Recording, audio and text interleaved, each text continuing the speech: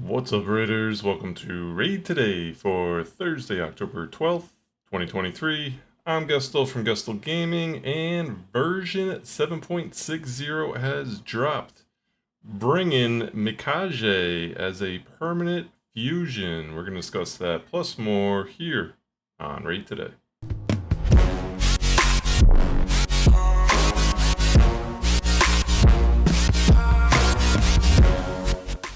All right, Lady Mikage.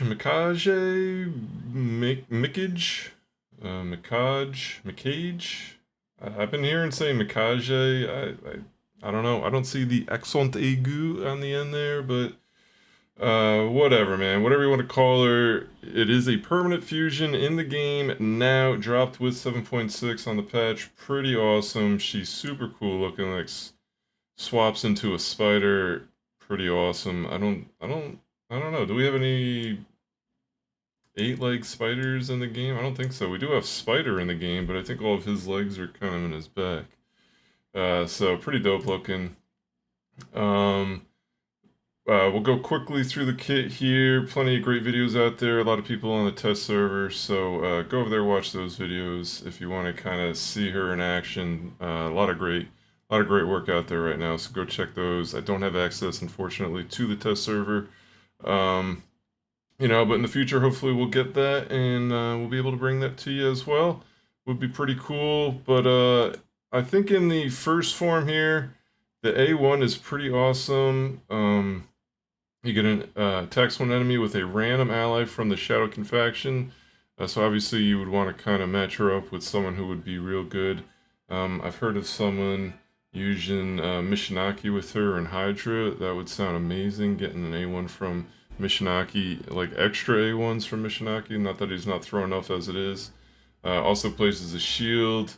Attacks all enemies, decreases duration of all enemy buffs and ally debuffs, and then increases the same, so it does like all 4 of them. Typically you'll just get like one or the other on these, so that's pretty awesome as well. And then the big one I think for her will be the ally attack, where she actually attacks as well, increases attack and increases crit damage. Pretty strong, could be useful in many places. Blender comps, obviously, but I would think Fire Knight would be an awesome place for something like this. You definitely need to have ally attacks in there now on the hard mode side of things. So interesting on that side. On this side, you get a lot of, you get the increased accuracy and a weaken, removes all buffs from all enemies and places the weaken, pretty nice. Also get an AoE stun, and then you get a sleep on the A1. The passive here decreases turn meter at the start of this champ's turn for the highest attack percentage. And then the passive on her first one, I did not look at, removes all debuffs from the ally with the highest attack. So constantly doing stuff in both forms. Passives constantly doing stuff. The A1's going to bring other people in. Ally attacks. You can stun, you can sleep. Really, really versatile champ. And you will be able to get her if... Now, this is where it gets a little complicated, right? So I was kind of speculating, how the heck are they going to do this? Well, they're going to do it with 2 legendaries and 2 epics. Now, it's interesting, right? I watched an Upkex video earlier, and he actually on the test server went through and fused the Tatsu here. And it did take the ability, so you can only fuse it once, basically. He fused it, and it took the ability away to fuse it again. So you will only be able to fuse these champs once. He did not test on Epic. I don't know if anyone else did test on Epic. Let me know in the description below, or in the comments below, if you tested this, or if you've already fused it. Does it take away for the Epics too? I wouldn't actually mind having a copy of this Epic here. Now, what I find kind of funny is... it's these champs are like either champs that were part of fusions or are like super new champions. This is my main account. I only have 1 of the rares and only have 2 of the epics. Now, I've had probably at least 3 or 4 of these at some point. Firegun was part of a fusion. This dude was part of a fusion. I'm pretty sure this guy was part of a fusion, maybe. This guy's in it. Elrog, he's got to be the most boring looking epic ever. I'm pretty sure they put a purple border around him. They meant to put a green around him. I kind of joke about that dude every time I see him. It's funny they put him in here, but I have not pulled this dude yet. I don't have him. Maybe because I make fun of him too much. He doesn't want to join the account. It's gonna probably take a while to acquire these. Now, obviously, if you're only going to acquire these through shard pulls, this is going to take a long time. But she did say it's going to take you a while to basically to do this. I kind of feel like they almost went through, at least on these epics here, they kind of went through and found like the epics that have basically are the least found in the game, and they put them here.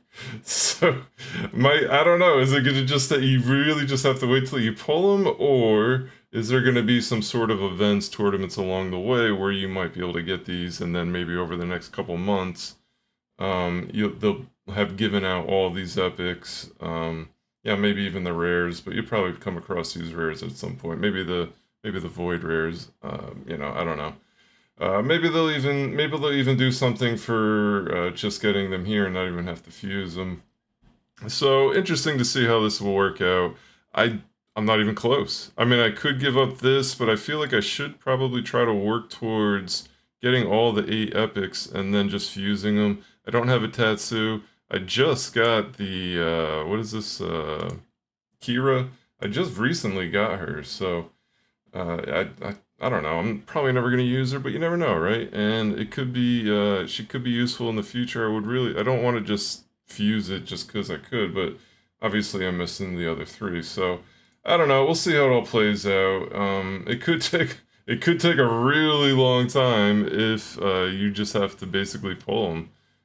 So we'll see how they work that out. But it is interesting. It is fun. She looks like a great champ.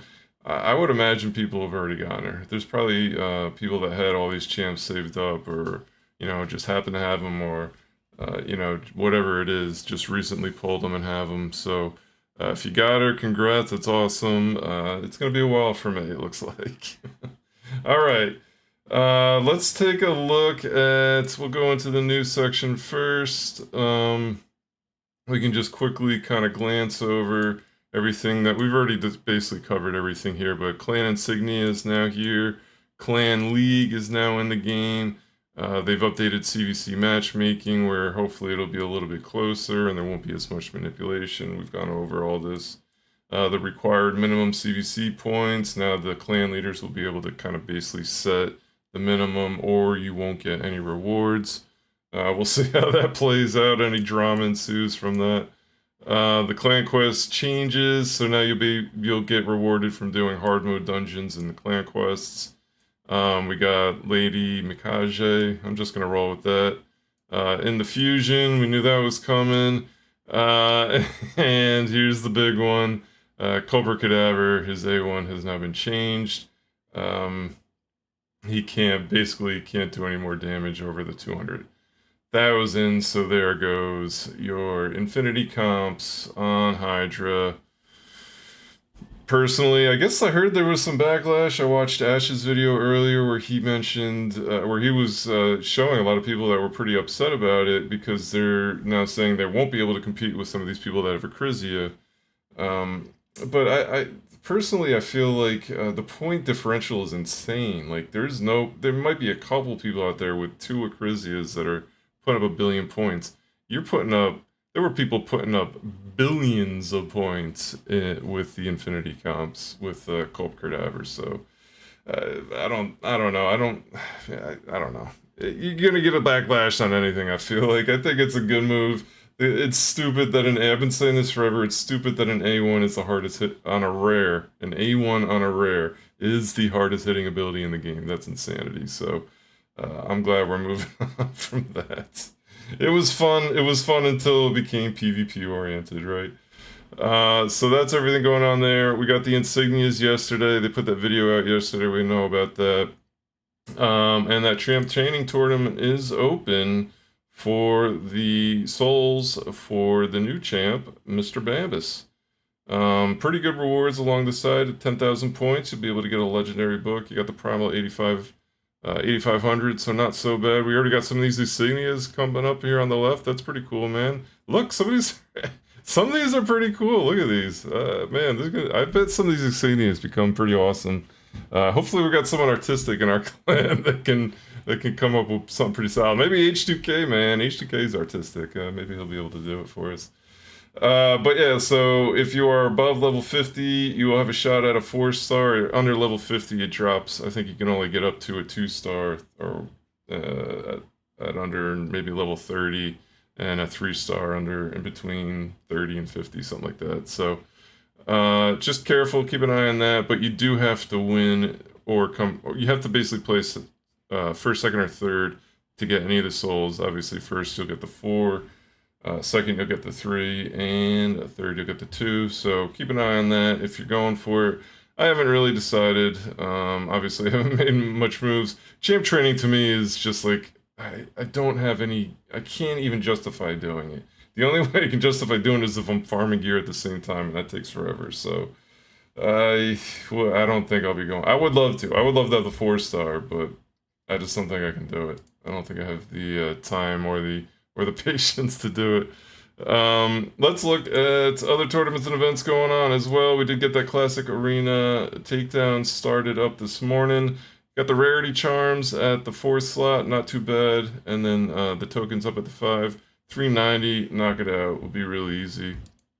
Great rewards, very easy work done. So don't miss out on that. Dragon tournament, get those 20 prism crystals up top if you're going for it. I think it was about 3,500 points. I stopped basically right after it. Dragon's still a great place to farm though, so if you got to do it, not a bad time to be doing it. Dungeon Divers event opened up. If you're farming dragons, well, you'll be able to scoop up some not so great rewards here. 45 at peaks at, and you're just getting an epic book. They've been doing some pretty good stuff in the Dungeon Divers, so I would say at least try to get to the 2,400, get that Mortal Soul Stone. On top of that, not that great. But tomorrow we'll get the Summon Rush started with the weekend's events that's going on. We got a bunch of 10x's we go through here real quick. And then we've got an Artifact Enhancement event that is starting in 12 hours, 48 minutes as well. Probably, as my free-to-play account is, I've run out of silver after the fusion. So if that's the case with you, maybe skip this one. Try to start build that silver up for the next fusion that will probably be announced in a week. So we'll see. They've been kind of waiting through till the next Monday to announce them, but typically it's like a week after it finishes. So we'll see that. But to go through the Summon Rush champs real quick.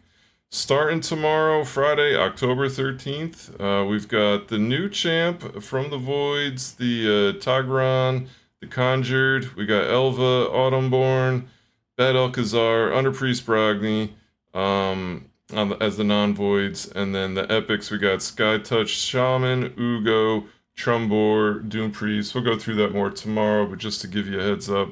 The new Void looks pretty interesting, but I would say don't pull shards tomorrow.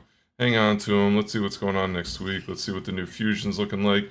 The fusion will include, will be the Halloween fusion. Typically, those are pretty strong fusions. Just keep that in mind. Moving forward. So, but yeah. So. The only other thing I got for you is the reminder on Forge Pass. We got 6 days, under 1 week. 6 days, 12 hours remaining on this one. I have almost finished this off, but I do have the weekly quests that kind of help there. But keep in mind, all you got to do is daily challenges every day to get that top reward. At the 50-point mark, my free-to-play is at about 41 or 42. I think you would really have to be about 38, 39 at this point to be able to get the 2 points each day to get to the end. So keep it all in mind. Instant gear, solid, not the best, as I've been saying all along, but it's free stuff. You might as well be doing it, right?